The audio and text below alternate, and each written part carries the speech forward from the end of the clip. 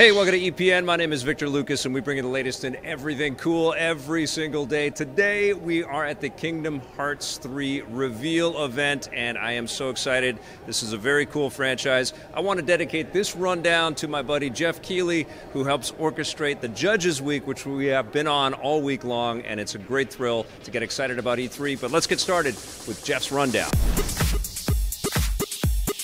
First up, we got to get some info about Kingdom Hearts 3. The Kingdom Hearts 3 premiere invitation was meant to give guests and E3 judges a hands-on taste of Square Enix's highly anticipated sequel. Game director Tetsuya Nomura described the game as part of the mainline numerically numbered Kingdom Hearts games, meaning the title will be massive in scope and utilize all of the latest technology available to the developers. New this time are Pixar worlds and characters to explore and play alongside with. The event featured a generous serving of the Toy Story world, and so we played alongside Woody, Buzz, and their buddies and fought an impressive assortment of enemy toys. The magic spells and special Keyblade attacks were beautifully treated with special effects that made it look as though fireworks were bringing famous Disney attractions to life. The gameplay is accessible, fast-paced, and a lot of fun, and all we have to do now is wait for the announcement for when Kingdom Hearts 3 will be shipping, which we might get next month at E3.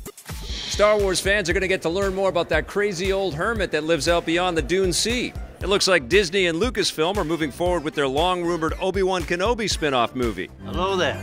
Reports of the film first surfaced last year when it emerged that Lucasfilm was working with The Hour's writer-director Stephen Daldry to craft the project. Now, the celebrity gossip site TMZ claims to have new details on the film. It will reportedly take place in the years before A New Hope, with Obi-Wan Kenobi in exile on the desert planet Tatooine. It seems he'll come out of hiding in order to help a group of moisture farmers defend themselves from villainous Tusken Raiders, which sounds like the story is going for a Seven Samurai vibe. Since Obi-Wan, or Old Ben, is referenced by Luke and other characters before his introduction in A New Hope, it makes sense that he would have established a name for himself in the area, even if he is in hiding. That wizard's just a crazy old man. Keep in mind that no official announcements have been made, and there's no word yet on when the film might be released if it gets made. After Solo hits theaters next week, the only other Star Wars movie on the calendar is Episode 9, which lands in December 2019. Microsoft has a cool new controller that makes it easier for everyone to play. They've announced the Xbox Adaptive Controller, a new device aimed at players with limited mobility. The device features large button interfaces that are easier to use, and on top of that, it allows you to plug in a wide variety of other controller inputs like switches, buttons, mounts, and joysticks, and then customize the button layout for each device. This means you can control any Xbox game with your hands, feet, elbows, or any part of your body that you want to use, which Microsoft hopes will make gaming more inclusive. This will be especially popular with existing players who suffer debilitating accidents or illnesses, allowing them to keep playing the games that they love. The Xbox Adaptive Controller will cost $99 US and will be available later this year. A big post-apocalyptic game franchise is finally taking players back to the zone. An all-new version of STALKER 2 is apparently in the works. The franchise's developer GSC Games World has launched a new, revamped website that simply shows a logo for the new project, along with their far-off release window of 2021. This isn't the first time a game called STALKER 2 has been in the works. GSC Games World originally announced that they were making STALKER 2 back in 2010, only to cease development a year later when the studio itself was shut down. Thankfully, the studio was brought back to life in 2015, and the newly revamped STALKER 2 is the first big game they've announced. It's unclear how much of the original project, if any, has survived the transition. The first Stalker was released on the PC back in 2007, receiving critical acclaim and setting the tone of many first-person RPGs that followed. Two standalone expansions followed in 2008 and 2009, which means that if Stalker 2 comes out in 2021, it will be 12 years after the last one. Hopefully, it will be worth the wait.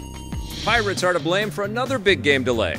Ubisoft has revealed that their upcoming pirate game Skull and Bones, first announced at E3 last year, will not be out until the 2019 fiscal year, which is April 2019 to March 2020. Writing on the game's official forum, creative director Justin Farron says that they had originally hoped to have the game out sooner, but are pushing it back in order to make it bigger and better. He says that they've received a lot of feedback since they announced the project, so they need extra time to incorporate that feedback and improve the game. Skull and Bones is inspired by the popular ship combat from Ubisoft's Assassin's Creed series, but fleshes it out and expands it into its own game, complete with both single-player and multiplayer. It's unclear what the team is doing to make the game bigger, but we'll get to find out at E3. It looks like the mobile version of PlayerUnknown's Battlegrounds has taken priority over the Xbox One version.